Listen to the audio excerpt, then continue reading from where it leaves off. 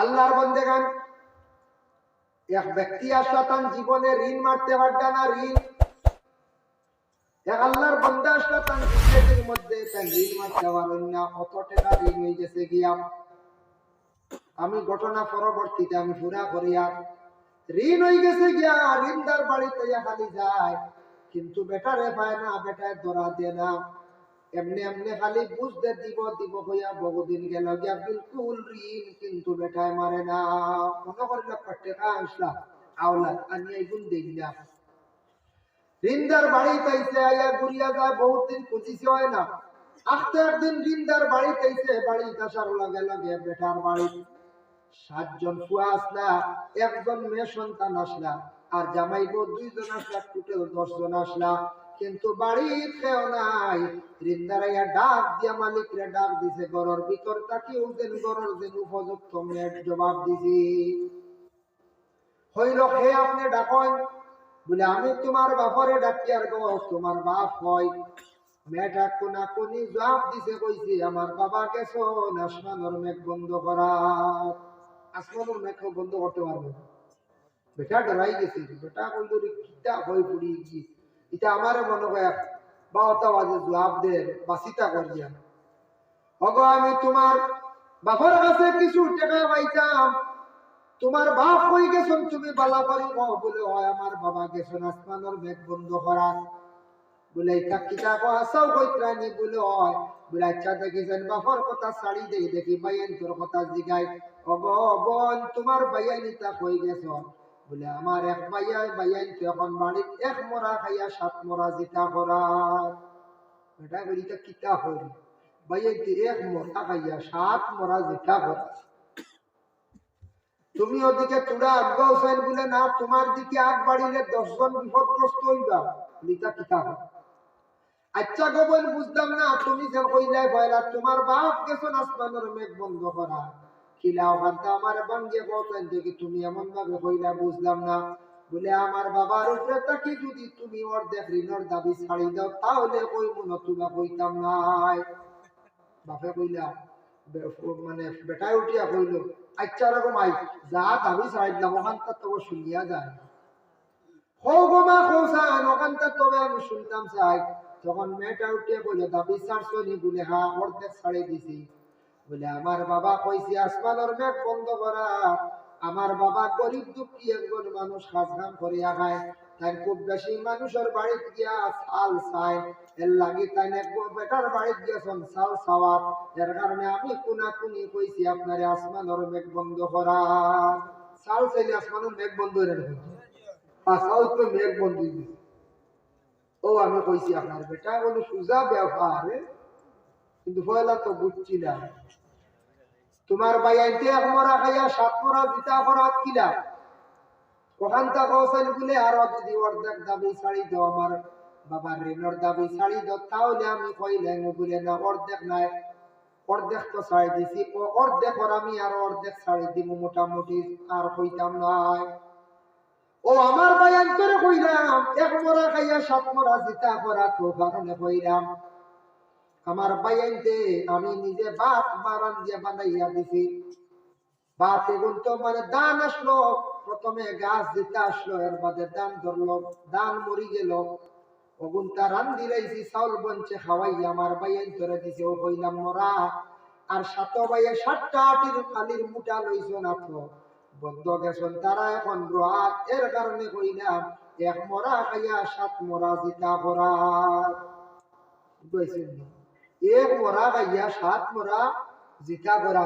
আলি গুন লিয়া গেছেন 1 মরা মুখা, এগুলো তো জিতা হইব, দাম দর হইল না। ও তার লাগে বলে আসানি দা বুঝলা। তুমি আইলে তুমি কইলা 10 জন বিপদগ্রস্ত হইবা বলে কেন? বলে ও কারণে কইলাম আমার 7 ভাই, আমি হইলাম যে 1 বোন 8 ভাই। না বাবা 2 জন আমার বাড়ির মধ্যে রাখিয়া গেছ, আমি একজন আমি পর্দার হালতে বিশেষ করিয়া টাকা লাগবো, যার কারণে আমি বিশেষ করিয়া কইলাম আপনার দিকে যদি যাই আমি গুনাহগার হইব, আমার বাপ ভাইয়ের সারা গুনাহগার হইবা। এর লাগে কইলাম দিকে গেলে 10 জন মানুষ বিপদগ্রস্ত হইবা, বরবাদ হইবা।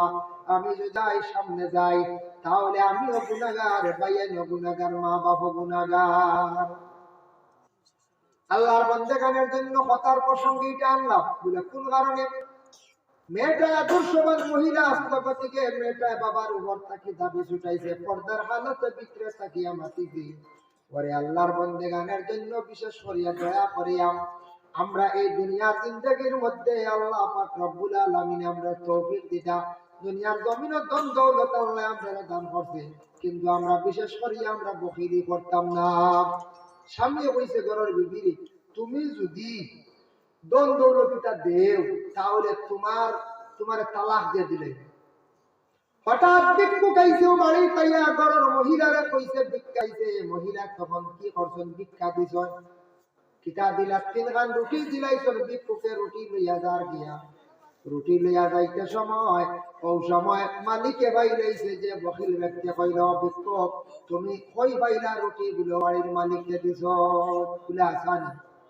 বাগান্বিত অবস্থায় বাড়িতে গেছে গিয়া ঘরের বিবিরে কইছে গো বিবি তুমি ভিক্ষুকরে রুটি দিছলাই নি 3 খান বলে হ্যাঁ বলে খেনে দিলাই বলে আমি আল্লাহ ওয়াস্তে দিছি বলে আচ্ছা তুমি খালি আল্লাহ ওয়াস্তে দিছো হও ঠিক আছে আই দেখতাম তোমারে আল্লাহ বাঁচাইনি কইলাম তালাক দিয়া বিদায় দিলাই মো তালাক দিতাম না তোমারে আমি আগুন দিয়া জ্বালাই লাইতাম বুঝবাই তো আগুন দিয়া জ্বালাই লাই আগুন জ্বালিছে আগুন জ্বালার লগে লগে রেডি হয়ে গেছে আস্তে ইয়া দেখে ঘরের বিবি অত সুন্দর ইয়া সাজিস হয় ঘরের বিবি গলার মধ্যে সরাও লাগাইয়া রাখছে ঘরের বিবিরে কইল গো বিবি তোমার গলার মধ্যে সরা কত সুন্দর কাপড় লাগায় তার কারণটা কি তুমি তো ইতিমধ্যে আগের মধ্যে পড়ে যাইবা জ্বলে যাইবাই ঘরের বিবি উঠিয়া কইলা আমি আল্লাহর দরবার হাজিরি দিতে সময় আমি সুন্দর হইয়া আল্লাহর দরবার হাজির দিতাম সুবহানাল্লাহ আল্লাহর কাছে হাজিরি দিতে সুন্দর হইয়া হাজির দিতাম দেখি শোনা খুলো তার তো ফরানে মানেন না 3 রুটির কারণে বিবির আগ্নি চলাই বলে না আমি শোনাইটা খুলতাম না এটা হইল গিয়ে আমার সম্পদ আমার হক ঘরের বিবি উঠে কইলা দিতাম না পরে খুলতে পারছে না ঘরের বিবিরে কইছে আগ্নি ফলাইছে আর ডাক্কন দিয়ে ওলা ডাকি লাইছে একটা মটকার মধ্যে আগুন জ্বালিসলো তখন ঘরের বিবির উপরে ডাক্কন দিয়ে যখন একবারে ডাকিয়া রাখলো ঘরের বিবিরে কইছে তো জ্বলিয়া শেষ হয়ে গেছে গিয়া একদিন গেল 2 দিন গেল 3 দিনের দিন ডাক্কন সরাইয়া দেখে আগুন নিভি গেছে ঘরের বিবি জ্বালা আগ্নি ফসলা ওলা রইছেন শরীর জ্বলছে না লাভ দিয়ে পিছন দিকে সরছে চিৎকার দিয়ে কইল গো বিবি বুঝতাম পারলাম না তোমার আগ্নে জ্বালাইলো না তুমি মরলা না তার কারণ কি আমি তো মনে হয় বহুত বড় ভুল করে লাইছি তুমি আমারে মাফ দাও ঘরের বিবি কইলা গো স্বামী তুমি আল্লাহর কাছে মাফ চাও বহুত বড় নিমক হারামি করছো বহুত বড় নাফরমানি কাজ করছো আমি আজকে মাত্র 3টা রুটি অসহায় ব্যক্তির সাহায্য করার কারণে তুমি আমারে আগ্নির মধ্যে ফালাই দিলাই জানিয়া রাখিও স্বামী যে আল্লাহ পাক রব্বুল আলামিনে আমারে সুরজত আর যে বান্দা বলে আল্লাহর জাতের খুশ এবং রাজি করি লাইব আল্লাহ বলিয়া বিশ্বাস করব এই আল্লাহ কোনদিন মানুষরে আগুন দি জ্বালাইতা না সুবহানাল্লাহ এর লাগি বকিলে দেখতে পারছে না আল্লাহর বন্দি আল্লাহর রাস্তার মধ্যে দিল খুলিয়া খয়রাত করলো যার কারণে আল্লাহর বন্দিরে আল্লাহ আগুন তাকে রক্ষা করলো বন্দেগানের লাগি কোন ভিক্ষুক আপনার বাড়িতে গেলে কোনদিন ক্ষমা দিলাইবা ঘুরাইয়া দিবা না আল্লাহ হয়তো ভিক্ষুক খারে বানাইব কোন সময় কইতে পারতা নাই এর লাগি দয়া করি আল্লাহকে ওয়াস্তে মা বোনগুলো দেখায় অনেক সময় বাচ্চা বেমার পড়ি গেলে নাকর ফুল দিয়ে প্রথম ঘোড়ায় নিয়ে নাও এখানে মা বলে বুঝন মায়ার জিনিস খয়রাত করলে আল্লাহ আমারে মায়া করবো আমার বাচ্চার হায়াত আল্লাহ দরাজ করবো এর লাগি দেখবা কোন সময় স্বামী বেমার পড়লে মহিলা বলে নফল নামাজ পড়িত্রা নফল রোজা রাখরা নফল মানে কোরআন শরীফ কোরআন নফল ইবাদত হিসেবে কোরআন শরীফ তিলাওয়াত করডা এর লাগি দয়া করি আল্লাহকে ওয়াস্তে আমরা দুনিয়ার জমিনের মধ্যে দিল খুলিয়া যা পারি যত সাধ্য আমরা খয়রাত করে আমরা চেষ্টা করতাম আল্লাহ পাক রব্বুল আলামিন আমরা বিশেষ করি আমরা তৌফিক দিতাম মাশাআল্লাহ আপনারা এখানে কবরস্থান দেখান কবরস্থানের জন্য যেইখানে সব মফিল আয়োজন করছেন বালাগা আজকে আপনারা আরম্ভ করি তুইয়া যাইতা এটা যতদিন চলতে থাকবো বাবা আপনারা মারা যাওয়ার পরে আপনারা আওলাদ হলে এইভাবে সাহায্য করবা আপনারা আওলাদ আপনি সাহায্য করবা ওলা পড়াশোনা করিয়া এর লাগে কবরস্থানের সাহায্য যেটা আপনারা করছেন আরো করার চেষ্টা করবা। কবরস্থানের মধ্যে যদি আপনার আমার একদিন না একদিন শুইয়া থাকবো বাবা, আমরা যদি আজকে মসজিদ গুলোর ইয়াদ করি, কবরস্থানের হেফাজত করি, আমরা মরণের পরে আমরা লাগে দোয়া করাইবা, হেফাজত করবা, আমরা লাগে দোয়া করবা, আমরা ওলা হেফাজত করবা। এর লাগি কবরস্থানের হেফাজত হইতো গরু ছাগল উঠিতা না, কবরস্থানের হেফাজত হইতো গরু ছাগল উঠিতা না। গরু যদি রাখন ছাগল রাখন কবরস্থানের মধ্যে তাহলে মধ্যে গান আপনার বদ্ধ পড়ব। এর লাগে কবরস্থান হেফাজত করতে গিয়ে বলে কি করা লাগে, গাডওয়াল করা লাগে, বেড়া লাগে। আর কবরস্থানের উঁচা নিচা হয়ে গেলে সময় গেলে মাটি দিয়া সমান করতে, বাবার খবর দসি গেছে, মার খবর দসি গেছে, বাইরে যাও গেছে দাইয়া বড়াইয়া দাও। বাবার কবরের উপরে বালা একটা গাছ লাগাও, মার কবরের উপরে বালা একটা গাছ লাগাও, যে গাছটা লাস্টিং করে আল্লাহ জিকির করিয়া যাবে। এর লাগে দয়া করিয়া আপনারা এখানে যেন কবরস্থান হয়েছে এখানের গাডওয়াল হইতো, হেফাজত হইতো, বাক্কা খাম আছে। আগে আপনারা প্রচুর দিছেন, আমি চাই আর দোয়ার আগে তোরা আপনার কাছ থেকে সত্তা লইয়া দোয়া করতাম। ইলা আসননি কোনো ভাই কোনো সাব আসননি বলে আমি কবরস্থানের হেফাজতের লাগি দিন বা 1000 টাকা বা 2000 টাকা বা 500 টাকা যে জেলা আমারও কারণ বেশি রাইট হয়ে গেছে যে আমি কেউ তেমন চাপ দিতাম নয়। আসন নিলা কোনো ভাই একজন ভাই সাহস করতে পারবা না, আগে মনে কর দিছ এলাকাও যদি বাকি রই তাহলে ইলে একজন ভাই 12 খানা, একজন সাপ, একজন ভাই যদি দিমুগা কবরস্থানের হেফাজতের লাগি আল্লাহ হস্তে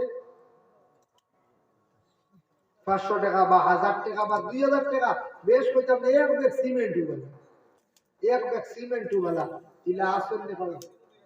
মাশাআল্লাহ, আপনার নাম কবির হোসেন সাহেব দিবা আল্লাহ 2000 টাকা আল্লাহ খাস করে আমার ভাইয়ের পক্ষ থেকে